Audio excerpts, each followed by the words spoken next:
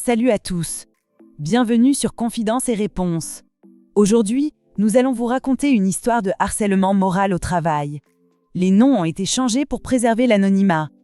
Sophie est une jeune femme travaillant dans une grande entreprise depuis plusieurs années. Récemment, elle a été promue à un nouveau poste avec davantage de responsabilités. Malheureusement, son supérieur direct, Julien, semble ne pas apprécier cette promotion. Depuis lors, il se montre désagréable et humiliant envers Sophie, profitant de chaque occasion pour la rabaisser devant ses collègues. Au début, Sophie essaie d'ignorer ces attaques, pensant qu'il s'agit d'un simple problème d'adaptation. Cependant, avec le temps, les comportements de Julien deviennent de plus en plus toxiques, créant un environnement de travail insupportable pour Sophie. Elle perd confiance en elle et commence à douter de ses compétences professionnelles. Ses relations avec ses collègues se détériorent également, et elle se sent de plus en plus isolée. Sophie est à bout et ne sait plus comment réagir face à cette situation.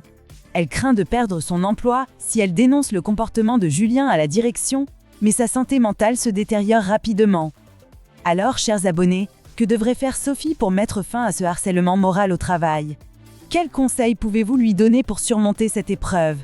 Laissez-nous vos réponses en commentaire pour aider Sophie à trouver des solutions. N'oubliez pas que si vous vous retrouvez dans une situation similaire ou avez un problème compliqué, vous pouvez nous envoyer un message privé. Votre histoire sera partagée de manière anonyme et nos abonnés pourront vous aider en proposant des solutions en commentaire.